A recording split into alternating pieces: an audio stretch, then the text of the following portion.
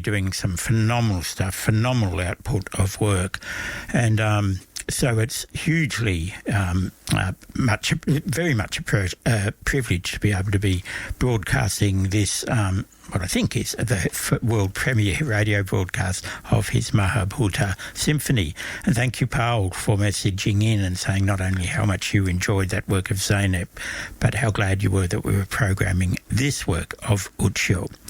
Well, I spoke with Utsyo a little while ago now and talked a little bit about the symphony and his approach to composition. Utsyo Chakraborty, thank you so much for joining us on PBS and talking to us on the sound barrier. Thank you, and it's a pleasure to be here. Utsyo, congratulations on your symphony, the Mahabhūta. I wonder if you can explain a little bit about its background and what led you to compose this work in particular. Yeah, so, when I started composing, I was, just like Takemitsu, Takemitsu, when he started composing, was not interested in writing Japanese music. And so I had the same sort of an idea. I'm an Indian composer, and I had no intentions of writing Indian classical music or incorporating Indian ideas in my work. But then as time passed, more and more performers asked me to tackle Indian subjects. And so I got a commission 2 years back to write a big piano piece called Navrasa. And that's a piece in which I deal with the 9 emotions in the Indian performing arts. And, when I wrote that piece, that was a very interesting subject because it made me realize that you can actually be Indian without, resorting to those world music cliches of ragas and stuff. And so therefore I thought to myself that why not try to do this for big orchestra? And that prompted me to write this symphony, which is the Mahabhūta Symphony. And the thing about the Mahabhūta Symphony is that the idea is of the 5 elements which make the cosmos in Indian, according to Hindu philosophy. And they are earth, air, fire, wind, and the blank empty space around, which is Akasha, which is the final movement.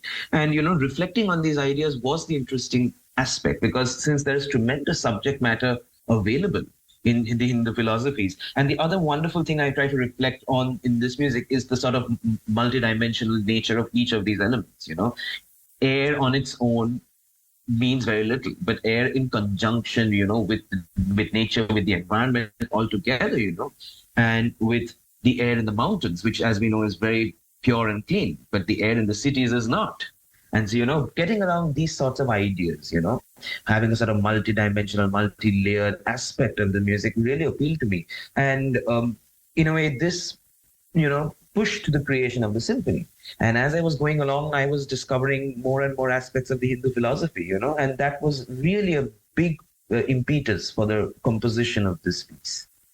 Well, it's so interesting hearing you describe it in that way because that's exactly how I hear it as well. You bring out such richness of the elements and such a sense of dynamics about how they connect with all of us. Now, you're still very young but also a very prolific composer. You have another job. It's your daytime job. So what drives you and what's your inspiration? Where do you get the energy and ideas and creativity from for so much work in such a young person? I don't know. I think, ever since I was a very young guy, even since I was younger, I always wanted to write music. I began life as a pianist and I really enjoyed that. But, there was some dissatisfaction in me because I wanted to do something more than just playing the piano. And I started composing, But then when I discovered, Stravinsky and Ravel and Debussy and later on Boulez, whose 100th year we are celebrating this year, and Stockhausen and Berio, these composers stimulated me greatly. And, it sort of brought about the other creative dimension to me. And I've always considered myself a creative person. And I thought that maybe if I can express myself in music, that would be great. And I have a strange feeling, I have my day job and I have my statistical life, which is very important. But if I do not compose even, a few notes a day, I feel sick. So it's more out of, physical compulsion that I compose, which has led to my prolificity. But, it's something stimulating. And people like you've played a very crucial part in my life. I'll be honest. When I wrote my piece Maquettes, which is a set of 5 pieces for piano, I dedicated the first one to you. Why? That's simply because, we all have a common passion for music, and we all love a certain kind of music. And getting together and discussing about these ideas, discussing about what's new and what's not so new in these pieces really gets me going. And the tremendous learning that I have from all these great composers really drives me to compose and express myself. Oh, well, thank you for those very, very generous comments, Utsyo.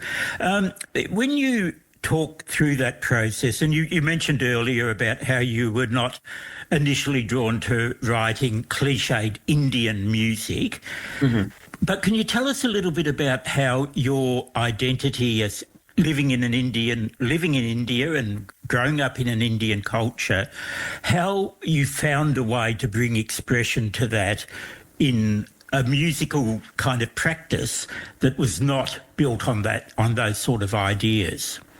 Yeah, that's a very fair question, if I may say.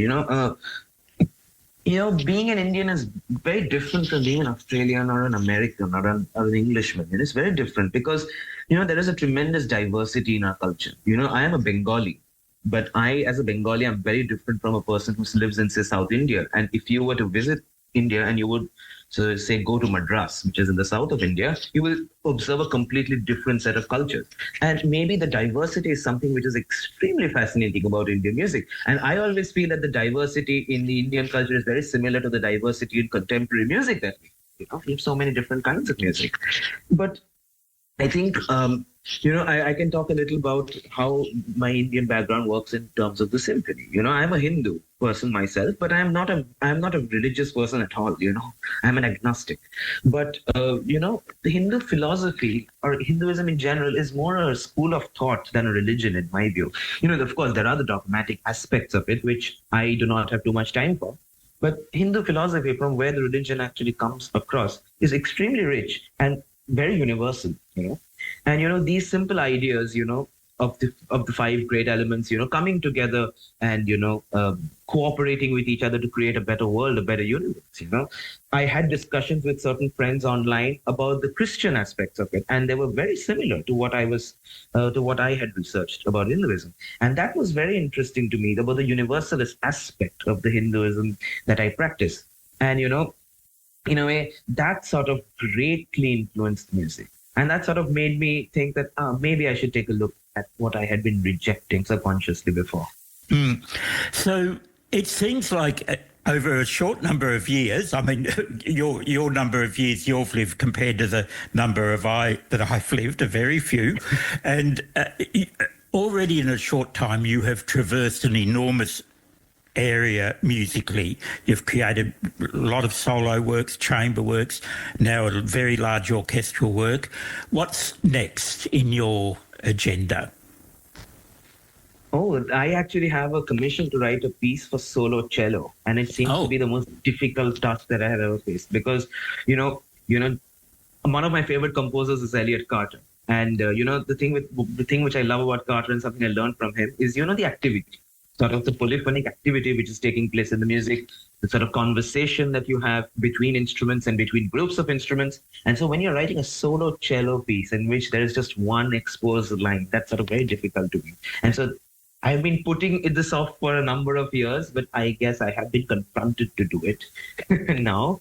But, besides that as well, I plan on writing a few tribute pieces, to Boulez and to Berriot. And these two composers are going to celebrate their 100th birthdays.